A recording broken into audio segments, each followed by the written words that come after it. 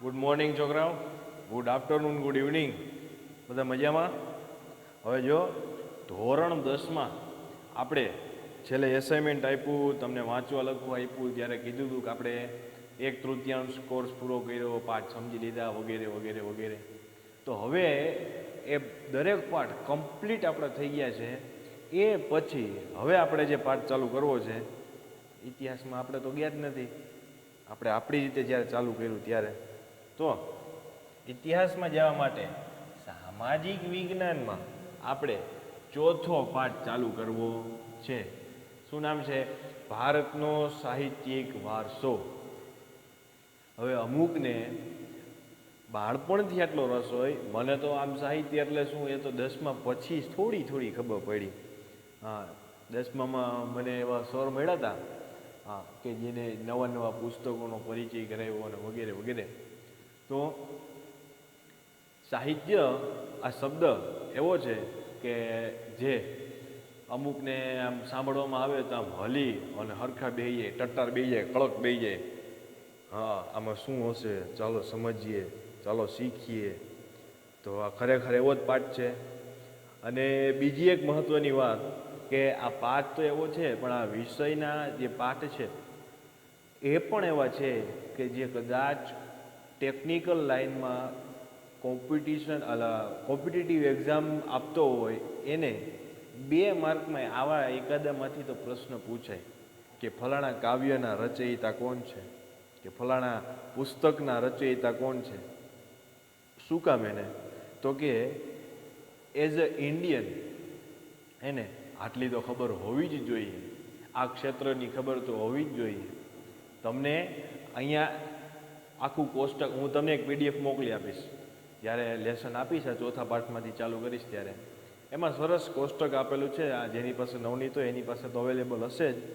એમાં સરસ કોષ્ટક આપેલું છે કે આખા પાઠ દરમિયાન કયા લેખકે અથવા તો કયા રચયિતાએ શેની રચના કરી છે અને કઈ ભાષામાં કરી છે, આ 3 મુખ્ય બાબતોને લઈને સરસ કોષ્ટક તૈયાર થયેલું છે. અને કોષ્ટક એટલે એક પ્રકારના માઇન્ડ, આપણે જે માઇન્ડ ચાર્ટ તૈયાર કરીએ ને કે ફટાફટ યાદ રહી જાય, એવી રીતે આ પાઠના 2 મોટા પ્રશ્નો, ભારતનો પ્રાચીન સાહિત્યના વારસાની નોંધ લખો અને ભારતનો મધ્યકાલીન સાહિત્યનો વારસો પર નોંધ લખો.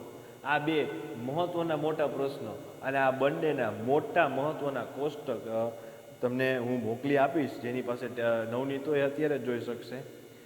હવે આપણે આગળ વધી. એવું કહેતો હતો કે અમુક સાહિત્ય સાંભળીને, કારણ કે અમુકને પહેલેથી એવું વાતાવરણ મળ્યું હોય મમ્મી પપ્પા દ્વારા કે પુસ્તકોનો પરિચય કરાવતા હોય, તો તમને બાળપણથી આવું મગજમાં હોય. બીજું કે તમે આ સ્કૂલમાં પહેલેથી જો ભણો છો તો તમને વાંચન ઉપર ભાર એટલો મૂકે છે કે તમને સાહિત્યનો પરિચય હોય, એની જાણ હોય. તો એવા સાહિત્યની આપણે શરૂઆત કરવાની છે કે જે તમારા જાણ બારે છે, કે જે તમે આ બધું જાણો છો એ બધું આવે છે ક્યાંથી, એ બધા વિચારો ક્યાંથી આવે છે. પ્રાચીન ભારતનો સાહિત્યનો વારસો ભણશો પછી તમને એમ થશે કે ઓહ, આપણે આ વાંચીએ છીએ તો બધું અત્યારનું આધુનિક છે, 21મી સદીમાં લખાયેલું કે વધીને 20મી સદીમાં 40-50 વર્ષ પહેલાં લખાયેલું, પણ આજે હજારો વર્ષ પહેલાં લખાયેલું છે. આની ગંગોત્રી તો ત્યાં છે. સર, ગંગોત્રી એટલે શું? તો કે જ્યાંથી ગંગાજી નીકળે છે અને અને એનું વહેણ પછી નીકળે છે અને ભારતને એ આમ કહેવાય કે પવિત્ર કરતી જાય છે. એ ગંગા મૈયા જ્યાંથી નીકળે, ગંગોત્રી કે બહુ યાત્રાધામ બહુ ફેમસ છે, તમને નામ ખબર જ હોય, ગંગોત્રી, યમનોત્રી. કોક જમનોત્રી બોલે, જેમ ગંગા જમના બોલે, યમુના જમુના એવી રીતે બોલે છે ને, જશોદા યશોદા. હા, કોક ય વાપરે, કોક જ વાપરે. તો આપણે એ પ્રાચીન ભારતનો સાહિત્યનો વારસો જોવાનો છે. પણ એ પહેલાં હવે પ્રસ્તાવના જોઈએ, પાઠની પ્રસ્તાવના શું કહે છે. કે ભાઈ એ પહેલાં મારે તમને એક પ્રશ્ન પૂછવો પડે. હા, એવું સમજો કે તમે મારી ખરેખર રૂબરૂમાં સામે બેઠા છો અને આ પાઠની પ્રસ્તાવના માટે મેં તમને આ સવાલ પૂછ્યો છે. શું? તો કે ભાઈ સાહિત્ય છે એ માનવ જીવનમાં શું ભાગ ભજવે છે? માનવ જીવનમાં સાહિત્યનો ફાળો કેટલો? હવે એના માટે એક કન્ડિશન અહીંયા આપણે ઓલી નો કંપનીમાં કંઈક લખે સ્કીમ ને પછી ફૂદડી કરે ટર્મ્સ એન્ડ કન્ડિશન અપ્લાય એના જેવી વાત છે.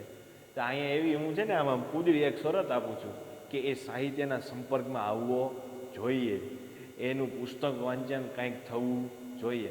હવે જો થાય છે સાહિત્યના સંપર્કમાં રહે છે તો એ સાહિત્યના સંપર્કમાં આવેલો દરેક માણસ એના માનવ જીવનમાં એ સાહિત્ય શું ભાગ ભજવે, શું ભાગ ભજવે? ઘણા બધા ઉદાહરણો મળે હો, ઘણા બધા. હા, એ સાહિત્ય વાલિયા લૂંટારામાંથી વાલ્મીકીની ઓળખ વિશ્વને કરાવે, વિશ્વને કહું છું. હા, એક પુસ્તક છપાયેલું છે, એ પુસ્તક એવું છે કે જેમાં 101 લેખકોનો સમાવેશ કરેલો છે એમના નામનો, અને એના ઉપરની બેઝિક માહિતી આપેલી છે. એ શરૂઆતમાં પહેલા બે નામ એ વિશ્વના મહાન 101 લેખકો આવું પુસ્તક છે. હવે એમાં પહેલા બે નામ વાલ્મીકી અને વેદવ્યાસના છે, જે આપણે ભણવાનું છે. વિચારો. અને એ પહેલા બે સ્થાન એવા છે કે જ્યાંથી કોઈ દિવસ એ સ્થાન પરથી એ નામ હટવાના જ નથી. એવા બે નામ છે આ, ખરેખર એવા બે નામ છે કે જ્યાંથી એ પહેલા અને બીજા ક્રમમાંથી હટવાના જ નથી. બેયને પહેલા નંબર ઉપર પણ મૂકી શકો, વાલ્મીકીજી અને વેદવ્યાસજી બંનેને. હા, કારણ કે એને જે સાહિત્ય આપ્યું, ફરી વાર કહું છું, એના માટે શબ્દ વપરાય ઉત્તમોત્તમ સાહિત્ય. ઉત્તમોત્તમ, ઉત્તમથી પણ ઉત્તમ હોય, ઉત્તમનું પણ ઉત્તમ હોય એવું સાહિત્ય આપ્યું છે. એટલે હવે ત્યાં લગી પહોંચવું કોઈની એમ કહેવાય કે તાકાત નથી, અથવા તો એને હાથ ભાવ લેવા પડે તો અહીંયા કદાચ એની નજીક પહોંચી શકે, એટલું સરસ સાહિત્ય આપ્યું. એનું કારણ છે આપણે અહીંયા જોશું, પણ આવું સાહિત્ય આપેલું છે જે ભારતે વિશ્વને આપેલી ભેટ છે. તો એ વારસા વિશે આપણે જાણવું જોઈએ. એટલે ચોથો પાઠ મૂક્યો કે ભારતનો સાહિત્યિક વારસો. અને એ જે હું પુસ્તકની વાત કરું છું, એ પુસ્તકના પ્રકાશક કોણ છે એનું નામ ભૂલી ગયો, પણ એ પ્રકાશન કંપની જે છે એ આવી જ રીતે વિશ્વના મહાન 101 કવિઓ, વિશ્વના મહાન 101 રમતવીરો, આવી રીતે એને પુસ્તકની આખી શ્રેણી સિરીઝ બારે પાડી છે. એ આખી સિરીઝ તમારે એકવાર વાંચવા જેવી છે. હા, હવે જો આમાં વચ્ચે વચ્ચે જેટલા તમારા માપના તમે વાંચી શકો એવા જે પુસ્તકો હોય એ પણ કેટલા બધા આવતા જશે. તો મને તો એવી આશા છે કે તમારા મગજમાં તરત આમ બલ્બ 100 વોલ્ટનો બલ્બ પ્રકાશિત થઈ ગયો હશે કે પેન્સિલ હું હાથમાં રાખું છું તો સાથે સાથે એ પુસ્તકોના નામ લખતી જાઓ કે લખતો જાઓ. હા, અમારે જે 12માની જૂની બેચ ગઈ એમાં તો એવા કેટલા વિદ્યાર્થીઓ હતા કે જે વચ્ચે કોઈ એવા ફિલ્મની વાત થાય, કોઈ એવા પુસ્તકની વાત થાય, કોઈ એવા લેખકની વાત થાય ત્યારે, અને એના કોઈ કોટ, કોઈ વિચારની વાત થાય તો પેન્સિલથી ટપકાવતા જાતા. ઓકે, તો આ પ્રશ્ન મારો તમને છે. અને એમાંથી મેં કીધું કે વાલિયા લૂંટારામાંથી વાલ્મીકીની ઓળખ કરાવે વિશ્વ આખાને, કે પછી ઝવેરચંદ મેઘાણીને આખા દેશના રાષ્ટ્રીય શાયર બનાવે, એ સાહિત્ય છે. આ સાહિત્યની અસર છે કે એક ઉત્તમોત્તમ સાહિત્ય નીકળે તો એ માણસને ક્યાં સુધી યાદ રખાવી શકે. જો મેઘાણીને કોઈ ન, જ્યાં ક્યાં પણ સાહિત્યની વાત થાય મેઘાણીને યાદ કરવા પડે. કવિતા હોય, લેખન હોય, લોક સાહિત્ય હોય, લોકગીતો હોય, દરેકમાં કરવા પડે.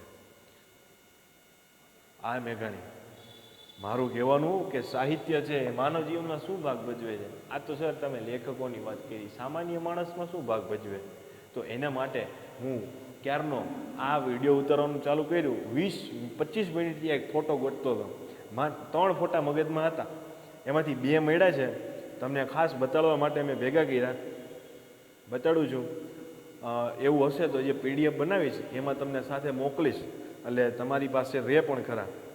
હવે એમાંથી પહેલો કે માણસના જીવનમાં શું ભાગ ભજવે એ જો તમારે જોવું હોય, આજે આડું થઈ ગયું, હા, તો હું તમને કહું, એક ફોટો જુઓ, બહુ સરસ મજાનો. જો અહીંયા દેખાય છે બરાબર? અરે જો આવી જો આ પુસ્તક, આ મગજ. જ્યારે કોઈ પણ માણસ પુસ્તક વાંચે છે ત્યારે એના મગજમાં નવા વિચારો ભરે છે. જેમ આપણી ગાડી છે એમાં પેટ્રોલની જરૂર પડે છે, એ મગજને પણ સારા વાંચનની જરૂર પડે છે. આવે છે આઈડિયો? હે ને?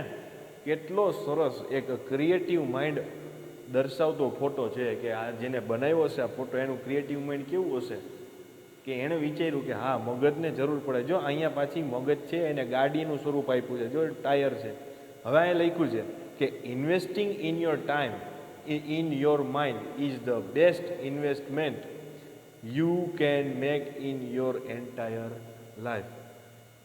તમે ઇન શોર્ટ શુદ્ધ ગુજરાતીમાં સરસ રીતે કહી દઉં કે તમે સારામાં સારો સમય ક્યાં ઇન્વેસ્ટ કરી શકો તમારા લાઈફ માટે, આખી જિંદગીમાં? તો કે સારું પુસ્તક વાંચન કરો તે.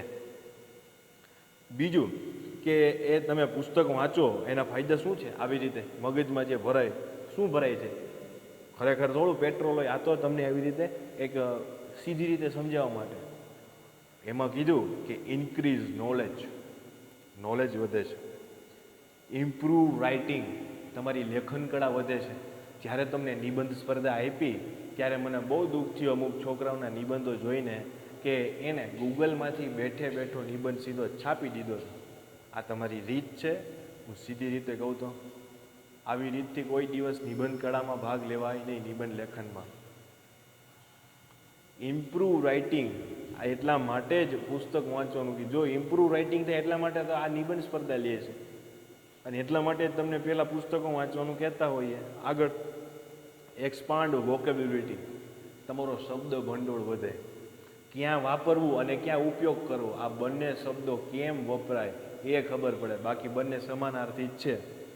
ડિપેન્ડ્સ, પછી રિડ્યુસ સ્ટ્રેસ, આપણું સ્ટ્રેસ છે ને એને ઓછું કરે.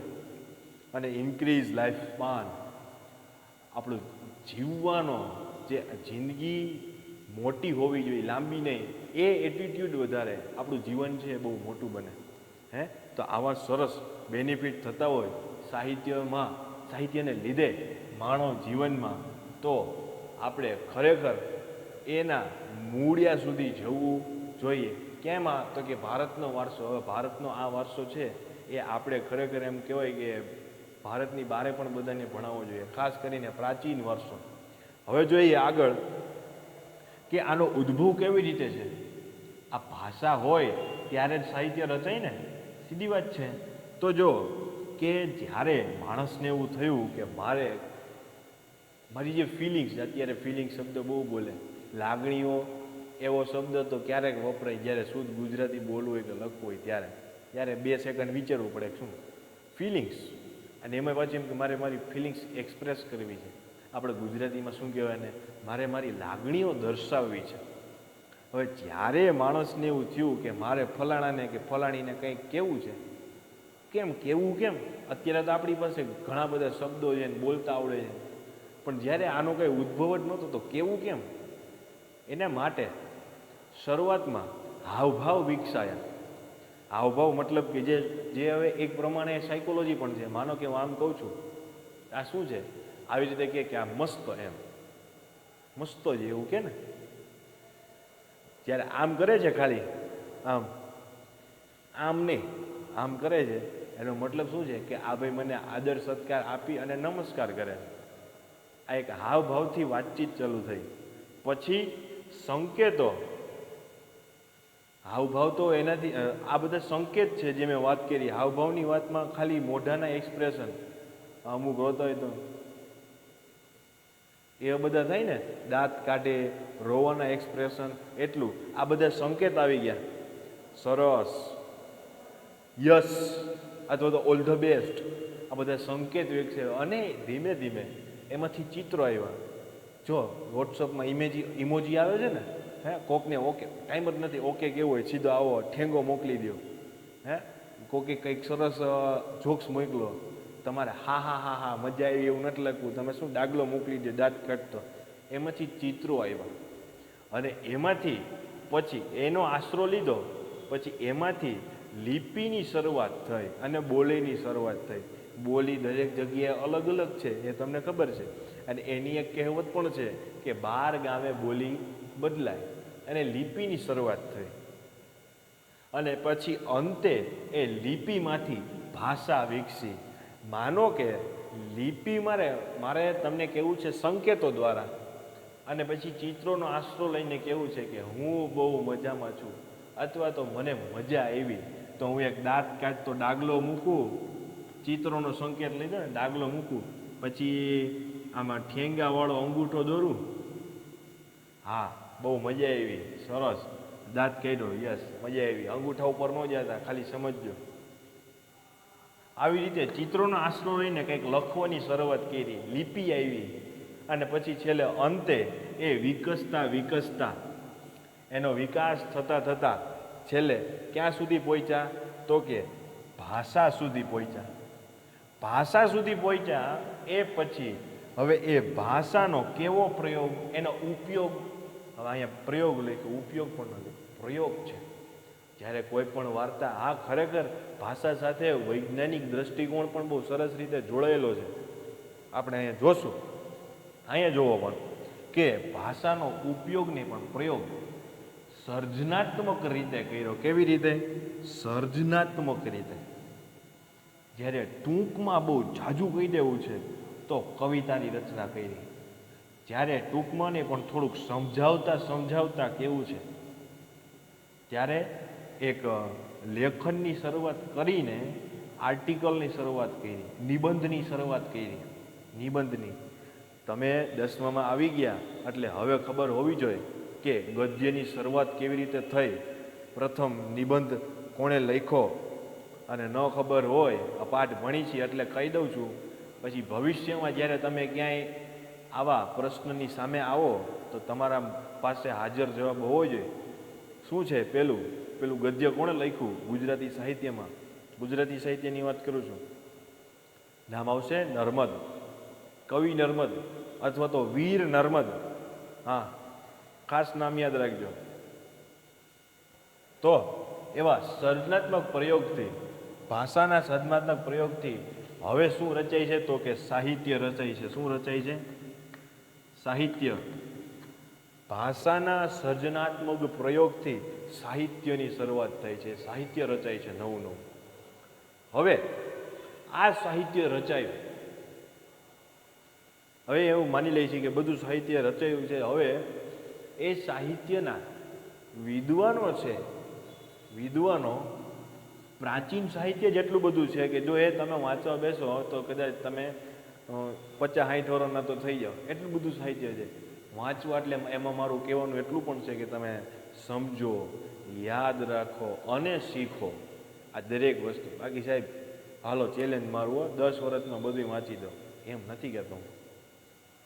ગાંધીજીને ગીતાના શ્લોકો મોઢે હતા, રોજનો એક શ્લોકનો નિયમ રાખે. એ કે ભાઈ ગીતાજી છે આ ખાલી એક ધાર્મિક ગ્રંથ નથી, આ માણસના કલ્યાણ માટેનો ગ્રંથ છે, બધાને આવડવું જ જોઈએ. આ તો ગીતાજી મોઢે કર્યા અને આપણને અનાસક્તિ યોગ જેવું પુસ્તક ભેટ આપ્યું. જો એટલે એવા જે પ્રાચીન સાહિત્ય છે એ એવા સાહિત્યનો વિદ્વાનોએ ધીમે ધીમે વિચારીને પૃથ્થકરણ કરીને 2 ભાગ આપ્યા, 2 વિભાગ પાડ્યા. એમાં પહેલું વૈદિક સાહિત્ય અને બીજું પ્રશિષ્ટ સાહિત્ય. હવે મારો જે આ સાહિત્ય ઉપરનો અભ્યાસ ચાલુ છે એમાં બહુ સરસ રીતે સમજાવે, લોક સાહિત્યનો વિષય છે એમાં, કે તમે ખરેખર લોક સાહિત્ય અને શિષ્ટ સાહિત્ય, એમાં આવી રીતે 2 જ ભાગ છે, લોક સાહિત્ય અને શિષ્ટ સાહિત્ય. નીકળી જાય. એ કેને કહ્યું? દાખલા તરીકે હું તમને કહું કે ભાઈ મોર બની થનગાટ કરે, લોક ડાયરામાં બહુ ગવાય છે. ખબર છે ને તમને? હા, ખબર જ હોય ને. હવે એને મારે લોક સાહિત્ય કેવું કે શિષ્ટ સાહિત્ય કેવું? ચાલો કયો જોઈએ, બોલો. હું વૈટકો એટલા માટે, કેટલાને ખબર છે? ખબર હોય એમાં મળીને કહેજો કે મને ખબર હતી. હવે એ છે શિષ્ટ સાહિત્યમાં આવે. શા માટે? તો કે લોકગીતનો તો એક નિયમ છે. નિયમ એટલે કે એની ઓળખ છે કે ક્યાં કેવી રીતે એ લોકગીત કહેવાય. તો કે ભાઈ લોક સમૂહમાંથી જે આવ્યું હોય જેના, અને બીજું કે જેના રચયિતાની જાણ ન હોય અને લોક સમૂહમાંથી આવ્યું હોય એ લોકગીત છે. જ્યારે મોરબની થનગાટ કરે એના રચયિતા, પેલી જ વાત કે એના રચયિતાની તો આપણને ખબર છે. આપણે વારંવાર કહીએ છીએ કે આપણે ઝવેરચંદ મેઘાણીને યાદ કરીએ અને પછી મોરબની થનગાટ ગાઈએ છીએ, પણ એ પણ ભાવાનું વાદક છે. ખરેખર મોરબની થનગાટ છે એની રચના તો બંગાળીમાં થઈ છે, ટાગોર સાહેબે કરેલી છે. એનો ભાવાનુવાદ આપણને મેઘાણી સાહેબે આપ્યો છે. તો આને હું કયા સાહિત્યમાં વધારે ગણાવીશ? તો કે શિષ્ટ સાહિત્યમાં. પડે છે ખબર? તો અહીંયા પણ એવું જ છે. આગળ વધીએ આપણે. હવે બે ભાગ પાડ્યા વિદ્વાનોએ. હવે થોડુંક જે પુસ્તકમાં લીટીઓ આપી છે, તમારો એ કોઈ શબ્દ ન છૂટે, હું વાંચી જાઉં છું બરાબર. એટલે જ્યારે તમે ક્વેશ્ચન સોલ્યુશન માટે આવો ને કંઈ પ્રશ્ન હોય તો આપણે થઈ જાય. માનવીએ પોતાના વિચારો, ભાવો, લાગણીઓ અને ઉર્મિઓ વગેરે અન્ય માનવી કે પ્રાણીઓ સુધી પહોંચાડવા માટે કેટલાક હાવભાવ, સંકેતો, ચિત્રોનો આશરો લીધો અને કેટલાક ધ્વનિઓ કર્યા. તેમાંથી બોલી અને લિપિનો ઉદ્ભવ થયો. આ લિપિએ ભાષાના ઘડતરમાં મોટો ફાળો આપ્યો. આ લિપિએ ભાષાના ઘડતરમાં મોટો ફાળો આપ્યો. સમયાંતરે પોતાના વિચારો અભિવ્યક્ત કરવા માટે ભાષાનો ઉપયોગ થયો. એટલે હવે એમ થયું કે ભાઈ લખીને જ કહું, અને કોઈને પત્ર લખ્યો હોય એ બહુ ઊંડી છાપ છોડે.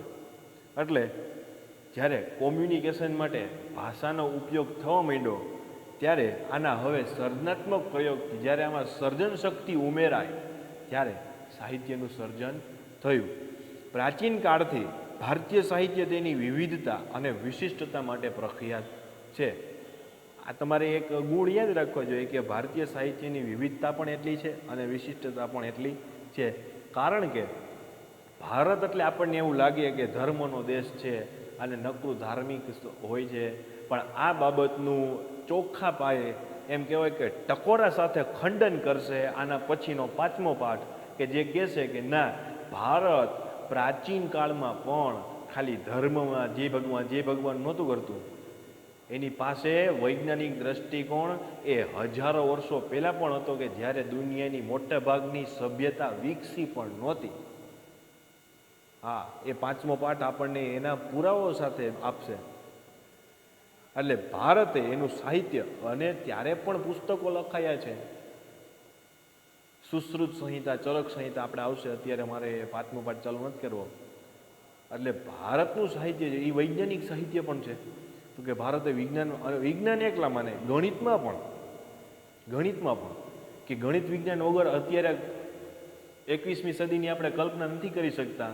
એ ગણિત વિજ્ઞાન હજારો વર્ષો પહેલાં. તો આની વિવિધતા તમે સમજી શકો, હે ને? અને વિશિષ્ટતા કે એટલે ચોક્કસ સચોટ ઉદાહરણ સાથે કે જેનું ખંડન લગભગ કોઈ કરી ન શકે કે નહીં, સાચું જ છે એમ જ વિચારો. એટલે વિજ્ઞાનમાં પણ આપ્યું, ગણિતમાં પણ આપ્યું. અને વિશિષ્ટતા અને વિવિધતામાં જ્યારે કહે તો વિવિધતામાં તો તમે ઘણું બધું કહી શકો કે અલગ અલગ ભાષામાં ઘણું બધું સાહિત્ય રચાયું છે. રામાયણ વિશે જો તમે જાણો, આપણે આવશે પ્રાચીન સાહિત્યમાં, હું તમને કહીશ, તમારા મગજમાં એમ હશે કે રામાયણ એક છે વાલ્મીકીજીએ લખેલી. આ પાઠમાં જ આપણે કેટલી બધી રામાયણનો ઉલ્લેખ આવશે, અને એ સિવાય આપણે બીજી ચર્ચશું તો તમને ખબર પડશે કે ઓહો, આ રામાયણમાં પણ આટલી વિવિધતા છે. અને મને આશા છે કે આ લોકડાઉન, સંપૂર્ણ લોકડાઉન હતું ત્યારે જે રામાયણ સિરિયલ આવતી હતી એ તમે બધાએ પૂરેપૂરી જોઈ હશે. આગળ વધીએ આપણે.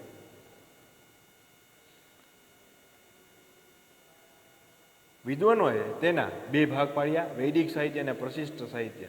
આ ઉપરાંત કેટલુંક સાહિત્ય લોક બોલી અને લોક ભાષાઓમાં રચાયેલું પણ છે. લોક ભાષાઓમાં જ્યારે, અને આપણે એને છે ને તળપદી ભાષા પણ કહીએ. જ્યારે તમે સૌરાષ્ટ્રની રસધાર વાંચો, ઝવેરચંદ મેઘાણીની 5 ભાગ છે. સૌરાષ્ટ્રની રસધાર ભાગ 1, 2, 3, 4, 5. હવે આ 5 ભાગનો સમન્વય થઈને જાડી દળદાર ચોપડી, એક પુસ્તક, એ 5 ભાગને સમાવતું પુસ્તક આવે છે. સૌરાષ્ટ્રની રસધાર ભાગ 1 થી 5, જ્યારે તમે એ દરેક વાર્તા વાંચો તો વચ્ચે એવા ઘણા સ્ટોપ આવે કે તમને એમ આ મન નથી સમજાતું. ન શું કામ એને? તો કે ગામઠી ભાષાનો પ્રયોગ છે, લોકબોલીઓ વપરાણી છે, તળપદી ભાષા છે. આવી ભાષામાં પણ સાહિત્ય રચાયું છે, પ્રાચીન સાહિત્ય. હા, આ તો બધું આધુનિક સાહિત્ય કહેવાય ઝવેરચંદ મેઘાણીનું, કારણ કે એને હજી 100 વર્ષ પણ નથી થયા. આગળ વધીએ આપણે. ભાષા અને સાહિત્ય અહીંનો મુદ્દો. ભારતના ઇતિહાસમાં આપણે એક નજર નાખીએ તો સદીઓથી વિવિધ ભાષાઓનો ઉદ્ભવ થયેલો જોવા મળે છે. આ ભાષાઓએ એકબીજા પર અસર કરી અને પ્રભાવ પાડ્યો, તેથી ભાષાઓના સમૃદ્ધ સાહિત્યમાં પરિવર્તન આવ્યું. સમૃદ્ધ તો હતું, એમાં પરિવર્તન આવ્યું આગળ. પરિણામે નવી નવી ભાષાઓ અને નવા નવા સાહિત્યનું સર્જન થયું. તેનું ઉત્તમ ઉદાહરણ સંસ્કૃત ભાષા છે. વર્તમાન સમયમાં સંસ્કૃત ભાષાનો ઉપયોગ ઓછો છે, પણ ધાર્મિક કાર્યો અને પૂજા વિધિઓમાં સંસ્કૃત ભાષાનો ઉપયોગ થાય છે. સામાન્ય રીતે માનવી માટે અભિવ્યક્તિ કરવાની અને ઝીલવાની ઉત્તમ તક ભાષા જ પૂરી પાડે છે. પ્રાચીન ભારતની લિપિ હડપ્પા સમયની છે. હવે ત્રીજા પાઠમાં મોહેંજો-દડો અને હડપ્પા વિશે ભણી ચૂક્યા છીએ. આગળ, આ લિપિ આજે પણ ઉકેલાઈ શકી નથી. તે સમયના લોકોની ભાષા કઈ હશે તે હજુ પ્રાપ્ત થઈ શકી નથી. મહર્ષિ પાણિની સંસ્કૃત ભાષાના મહાન વ્યાકરણ શાસ્ત્રી હતા. હવે જે બીજો ફકરો છે એમાં તમને ઇન્ફોર્મેશન જેવું જ આપેલું છે કે હડપ્પા સમયની જે લિપિ હતી એ લોકોની જે વાત કોમ્યુનિકેશનની એ લોકોએ લિપિ વિકસાવેલી હતી એ હજી ઉકેલાઈ શકી નથી. કે આપણને એનું લખાણ તો મળ્યું એક લિપિમાં, પણ એ ખરેખર શું કહેવા માગે છે એ હજી ઇતિહાસકારો, ઇતિહાસવિદો ઉકેલી શક્યા નથી. હવે તમારે એક એક ટોપિક માટે અલગ અલગ વ્યક્તિની મુલાકાત લેવી પડે. દાખલા તરીકે અહીંયા ભાષા અને સાહિત્યની વાત કરી. બીજું કે જ્યારે અહીંયા ઉદ્ભવની વાત કરી, ઉદ્ભવ, અને એમાં લિપિ અને ભાષાની વાત કરી, તો આના વિશે આપણે બહુ વ્યવસ્થિત સમજવું હોય તો કોની મુલાકાત લેવી પડે? તો કે આપણે મુલાકાત લેવી પડે ભાષાશાસ્ત્રીની. કોની? જે ભાષાશાસ્ત્રી છે એ તો તમને એટલા ઊંડા લઈ જશે કે તમને એમ થશે કે આ ખાલી ભાષાનો એક પાઠ ભણાવે છે કે શું. અને જો હું એ અત્યારે ચાલુ કરું તો આપણા વિડીયો ભાષા ઉપર થઈ જાય, આપણો સાહિત્યનો જે ટોપિક છે સાઈડમાં રહી જાય એવું બને, કારણ કે બહુ ઊંડા વિષયો છે આ દરેક. ભાષાનો ઉદ્ભવ છતાંય હું તમને આખો ચાર્ટ આપી શક કે ગુજરાતી ખરેખર ક્યાંથી આવી, ગુજરાતીના મૂળિયા ક્યાંથી છે. ગુજરાતી, હવે ગુજરાતી છો તમે તો એ તો ખબર હોવી જ જોઈએ ને, એટલી તો ખબર રહેવી જ જોઈએ આપણને કે આપણી ગુજરાતી ખરેખર કયા રસ્તે થઈને આવી છે, અને અત્યારે જે ગુજરાતી બોલી છે કેવી ગુજરાતી છે. હે, તો એક આ બંને ટોપિક જો ભણવા હોય તો આપણે ભાષાશાસ્ત્રીની મુલાકાતે બેસી અને એની પાસેથી શીખવું, સમજવું, જાણવું જોઈએ. પછી આપણે વાત કરી કે હા ઇતિહાસની પેલી લિપિ વિશે કે ઉકેલાઈ કેમ નથી શકી.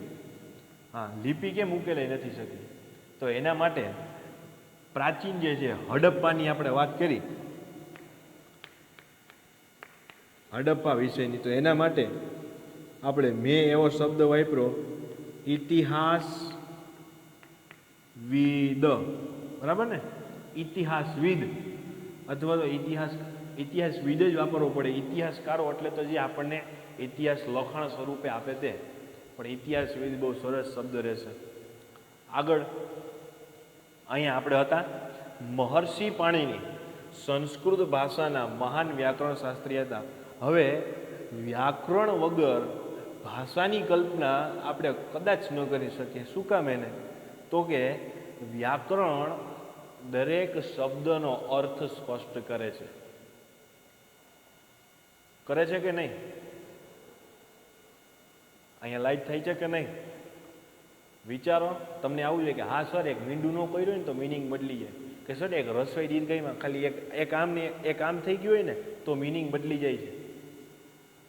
માનો કે આપણને વ્યાકરણમાં એવું ન શીખવાડેલું હોય જોડણીની ભૂલ ને દરેક વસ્તુ, તો આપણે ગમે તેમ બાબત હું એમ કહું છું દાબત, હા, આમ દાબી દે, આવી આવી ભાષા આપણી કાઠિયાવાડીમાં છે. માનો કે આપણે લખીએ દિન, આવું લખી છીએ ને, બહુ સાદું ઉદાહરણ છે, દિન લખી છીએ આપણે. હા, જો આપણને આટલું સરસ વ્યાકરણ ન મળ્યું હોત તો તમે ને હું ગમે તેમ દિન લખત, પણ ખરેખર એ એકદમ વ્યાકરણની દ્રષ્ટિએ જોવા જાય તો આ દિન છે એ શું વચાય? તો કે આ દિન છે એ ગરીબ વચાય. વચાય ને? આ શબ્દનો પ્રયોગ હિન્દીમાં તો બહુ થાય, દિન. પત્ર લખતા હોય ને એટલે એક કોમન લીટી આવે, કોમન લાઈન આવે, પીછલે દિન તુમારા પત્ર મિલા. હવે એમાં આમ દિન કર્યું હોય, ભાઈબંધને કીધું હોય પીછલે દિન તુમારા પત્ર મિલા, એટલે ઓલો કે તું મને ગરીબ કે એમ, પત્રમાં ડખા થઈ જાય, પછી પત્ર લખવાનું બંધ થઈ જાય. એટલે આ વ્યાકરણની અસર છે એ એટલી બધી છે કે ભાષાને સ્પષ્ટતા આપે છે, સ્પષ્ટતા.